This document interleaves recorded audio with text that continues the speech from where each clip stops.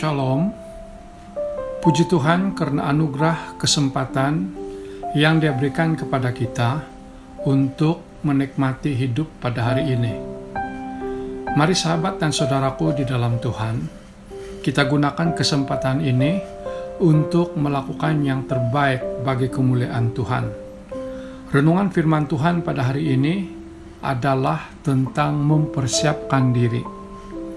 Pengkhotbah 8 ayat yang ke-8e berkata, "Tiada seorang pun berkuasa menahan angin, dan tiada seorang pun berkuasa atas hari kematian."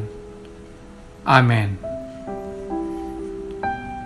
Sahabat dan saudaraku, kematian adalah realiti yang tidak pernah dapat diramal bila terjadi dan dialami oleh semua orang.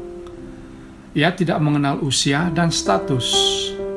Karena itu, jangan pernah berkata, "Aku masih muda, masih sehat, masih kaya, dan banyak uang. Urusan mati itu tidak penting." Justru karena kematian itu boleh berlaku secara tiba-tiba, maka kita harus mempersiapkan diri sebaik-baiknya. Pengkhotbah 9 ayat yang ke-12 menjelaskan demikian. "Karena manusia tidak mengetahui waktunya, seperti ikan yang tertangkap dalam jala yang mencelakakan, dan seperti burung yang tertangkap dalam jerat, begitulah anak-anak manusia terjerat pada waktu yang malang, kalau hal itu menimpa mereka secara tiba-tiba." Karena itu, hidup dalam pertobatan sejati harus dilakukan mulai dari sekarang. Setiap saat dan setiap hari ketika menyadari bahwa kita telah menyimpang dari kehendak Tuhan.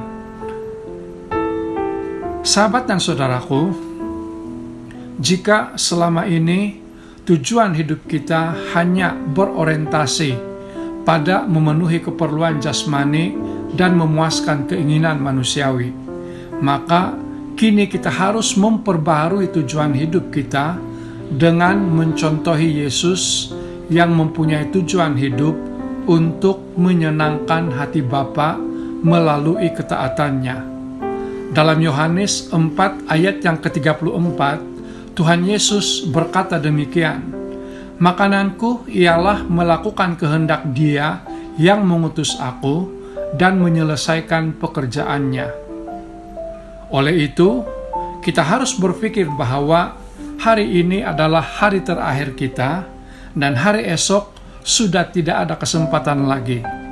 Dengan demikian, kita akan menghargai masa atau menghargai kesempatan demikian rupa dan menjadikan setiap hari sebagai satu kesempatan yang berharga untuk kita memperbaiki diri dengan fokus kepada perkara-perkara di atas, bukan yang di bumi. Sebagaimana Tuhan Yesus katakan, "Kumpulkanlah bagimu harta di sorga ngengat dan karat tidak merusakkannya, dan pencuri tidak membongkar serta mencurinya." Sahabat dan saudaraku di dalam Tuhan, mengumpulkan harta di sorga sama artinya berusaha untuk memiliki hidup yang tidak bercacat dan tidak bercela di hadapan Tuhan. Hidup yang tidak melukai Tuhan melalui perkataan dan perbuatan.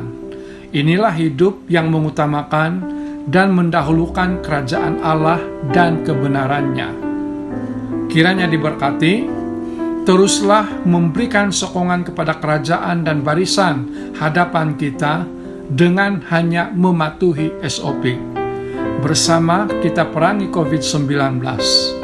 Tuhan Yesus memberkati. Amin.